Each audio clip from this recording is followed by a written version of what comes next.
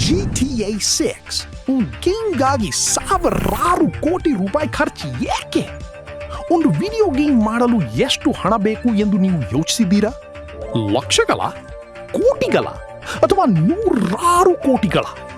ಆದರೆ ಈಗ ನಾವು ಮಾತನಾಡಲಿರುವ ಗೇಮ್ನ ಅಭಿವೃದ್ಧಿಗೆ ಖರ್ಚಾಗಿರುವ ಮೊತ್ತ ಕೇಳಿದರೆ ನೀವು ಆಶ್ಚರ್ಯಚಕಿತರಾಗಬಹುದು. ಇದು ಕೇವಲ ಒಂದು ಗೇಮ್ ಅಲ್ಲ, ಇದು ವಿಶ್ವದ ಅತ್ಯಂತ ನಿರೀಕ್ಷಿತ ಎಂಟರ್ಟೈನ್ಮೆಂಟ್ ಪ್ರಾಜೆಕ್ಟ್ಗಳಲ್ಲಿ ಒಂದು. ಹೌದು, ನಾವು ಮಾತನಾಡುತ್ತಿರುವುದು GTA 6 ಬಗ್ಗೆ. ವರದಿಗಳ ಪ್ರಕಾರ GTA 6 ಅಭಿವೃದ್ಧಿ ಮತ್ತು ಮಾರ್ಕೆಟಿಂಗ್ಗೆ ಸಾವಿರಾರು ಕೋಟಿ ರೂಪಾಯಿಗಳಷ್ಟು ಹಣ ಖರ್ಚಾಗಿದೆ ಎಂದು ಅಂದಾಜಿಸಲಾಗಿದೆ. ಆದರೆ ಒಂದು ಪ್ರಶ್ನೆ, ಒಂದು ಕಂಪನಿ ಯಾಕೆ ಇಷ್ಟು ದೊಡ್ಡ ಮೊತ್ತವನ್ನು ಕೇವಲ ಒಂದು ಗೇಮ್ ಮೇಲೆ ಹೂಡಿಕೆ ಮಾಡುತ್ತದೆ? ಅವರು ಆ ಹಣವನ್ನು ವಾಪಸ್ ಹೇಗೆ ಪಡೆಯುತ್ತಾರೆ? ಇದಕ್ಕಿಂತಲೂ ಕುತೂಹಲಕಾರಿ ಪ್ರಶ್ನೆಯೊಂದು ಇಂಟರ್ನೆಟ್ನಲ್ಲಿ ಸಾಕಷ್ಟು ಚರ್ಚೆಗೆ ಕಾರಣವಾಗಿತ್ತು. GTA 6 ಬಿಡುಗಡೆಯಾಗುವ ಮುನ್ನ ಸಾಮಾಜಿಕ ಜಾಲತಾಣಗಳು ಮತ್ತು ಗೇಮಿಂಗ್ ಸಮುದಾಯಗಳಲ್ಲಿ ಒಂದು ವಿಚಿತ್ರ ಊಹಾಪೋಹ ಹರಡಿತ್ತು. GTA 6 ಕೇವಲ ಒಂದು ಗೇಮ್ ಆಗಿರುವುದಿಲ್ಲ, ಅದು ಒಂದು ಸಂಪೂರ್ಣ ವರ್ಚುವಲ್ ಜಗತ್ತಾಗಿರಬಹುದು. ಕೆಲವರ ಪ್ರಕಾರ ಆಟಗಾರರು ಆ ಜಗತ್ತಿನಲ್ಲಿ ವಿವಿಧ ಕೆಲಸಗಳನ್ನು ಮಾಡಬಹುದು. ಯಾರಾದರೂ ಪೊಲೀಸ್ ಅಧಿಕಾರಿಯಾಗಬಹುದು, ಯಾರಾದರೂ ಸೈನಿಕನಾಗಬಹುದು, ಇನ್ನು ಕೆಲವರು ವ್ಯಾಪಾರಿಗಳು, ಚಾಲಕರು ಅಥವಾ ಇತರ ಪಾತ್ರಗಳನ್ನು ನಿರ್ವಹಿಸಬಹುದು.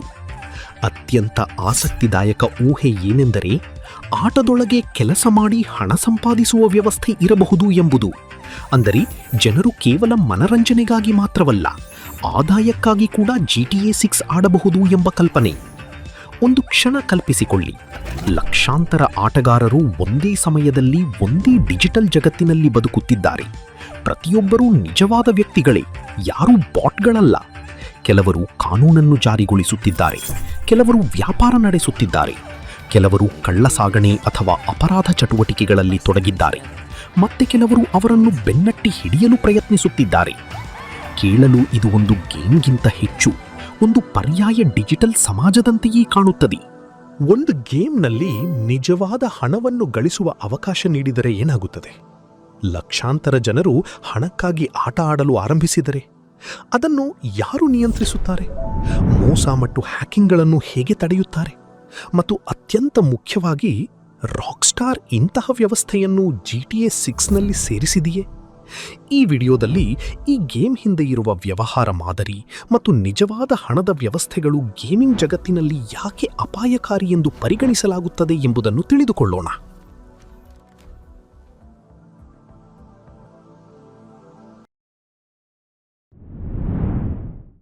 GTA 6 ಮೇಲೆ ರಾಕ್ಸ್ಟಾರ್ ವರದಿಗಳ ಪ್ರಕಾರ ಸುಮಾರು $1 ಬಿಲಿಯನ್ ಹೂಡಿಕೆ ಮಾಡಿದೆ.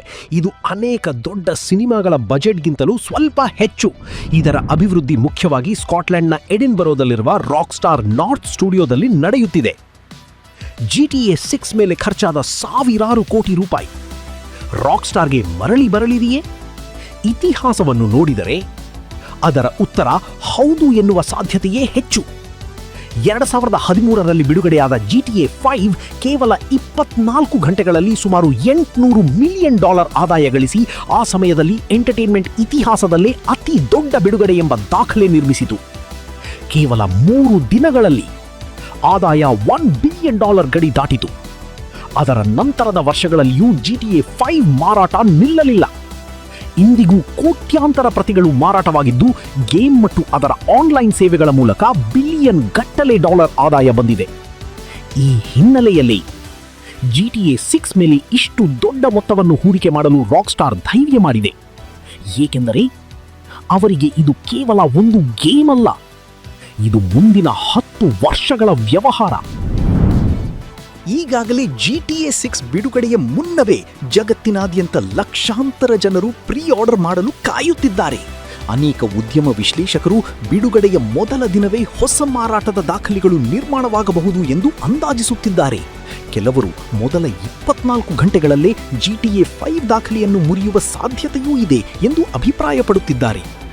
ಆದರೆ ಈ ಎಲ್ಲ ಊಹಾಪೋಹಗಳಿಗೆ ಉತ್ತರ ಸಿಗುವುದು ಒಂದೇ ದಿನ, GTA 6 ಅಧಿಕೃತವಾಗಿ ಬಿಡುಗಡೆಯಾಗುವ ದಿನ.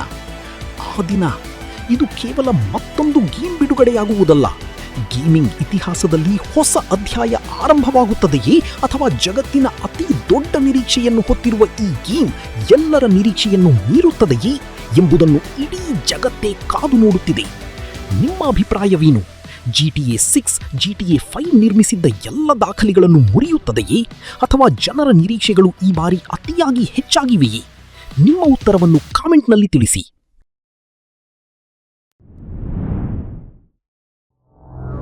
ಮೊದಲ ನೋಟಕ್ಕೆ ನೋಡಿದರೆ ಆಟಗಾರರಿಗೆ ನಿಜವಾದ ಹಣ ಸಂಪಾದಿಸುವ ಅವಕಾಶ ನೀಡುವುದು ರಾಕ್ ಸ್ಟಾರ್ಗೆ ಮತ್ತಷ್ಟು ಆದಾಯ ತಂದುಕೊಡಬಹುದು ಎಂದು ಅನಿಸಬಹುದು. ಆದರೆ ವಾಸ್ತವದಲ್ಲಿ ಚಿತ್ರ ಸಂಪೂರ್ಣವಾಗಿ ಬೇರೆ. ಒಂದು ಕ್ಷಣ ಯೋಚಿಸಿ. GTA 6 ಅನ್ನು ಕೋಟ್ಯಾಂತರ ಜನರು ಆಡುತ್ತಾರೆ. ಅವರಲ್ಲಿ ಸಾವಿರಾರು ಜನರು ಪ್ರತಿದಿನ ಆಟದೊಳಗೆ ನಿಜವಾದ ಹಣ ಗಳಿಸಲು ಆರಂಭಿಸಿದರೆ ಆ ಡಿಜಿಟಲ್ ಜಗತ್ತು ಕೇವಲ ಒಂದು ಗೇಮ್ ಆಗಿ ಉಳಿಯುವುದಿಲ್ಲ. ಅದು ನಿಜವಾದ ಆರ್ಥಿಕ ವ್ಯವಸ್ಥೆಯಾಗಿ ಬದಲಾಗುತ್ತದೆ. ಅಲ್ಲಿಂದಲೇ ಸಮಸ್ಯೆಗಳು ಒಂದೊಂದಾಗಿ ಆರಂಭವಾಗುತ್ತವೆ.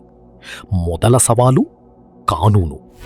ಒಂದು ಗೇಮ್ನಲ್ಲಿ ಆಟಗಾರರು ಹಣ ಹೂಡಿಕೆ ಮಾಡಿ ಅದರಿಂದ ನಿಜವಾದ ಹಣ ಗಳಿಸುವ ಅಥವಾ ಕಳೆದುಕೊಳ್ಳುವ ವ್ಯವಸ್ಥೆ ಇದ್ದರೆ ಅನೇಕ ದೇಶಗಳಲ್ಲಿ ಅದನ್ನು ಗ್ಯಾಂಬ್ಲಿಂಗ್ ಅಥವಾ ಕಟ್ಟುನಿಟ್ಟಿನ ಹಣಕಾಸು ನಿಯಮಗಳ ಅಡಿಯಲ್ಲಿ ಪರಿಶೀಲಿಸಬಹುದು. ಅಂದರೆ ಪ್ರತಿ ದೇಶದ ಕಾನೂನು ಬೇರೆ, ಪ್ರತಿ ದೇಶದ ನಿಯಮವೂ ಬೇರೆ. ಒಂದು ದೇಶದಲ್ಲಿ ಅನುಮತಿ ಸಿಕ್ಕರೂ ಮತ್ತೊಂದು ದೇಶದಲ್ಲಿ ಅದೇ ವ್ಯವಸ್ಥೆಗೆ ನಿಷೇಧ ಬರಬಹುದು. ಆದರೆ ಇದು ಕೇವಲ ಆರಂಭ ಮಾತ್ರ. ಇನ್ನೊಂದು ದೊಡ್ಡ ಅಪಾಯ ಮೋಸ.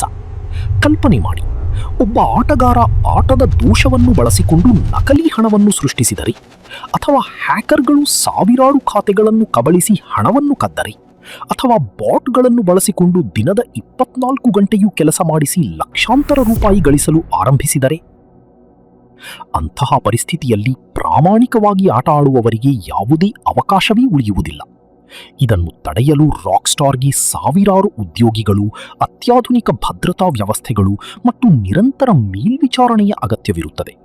ಆದರೂ 100ಕ್ಕೆ 100 ಸುರಕ್ಷತೆ ಎಂಬುದು ಸಾಧ್ಯವೇ ಇಲ್ಲ.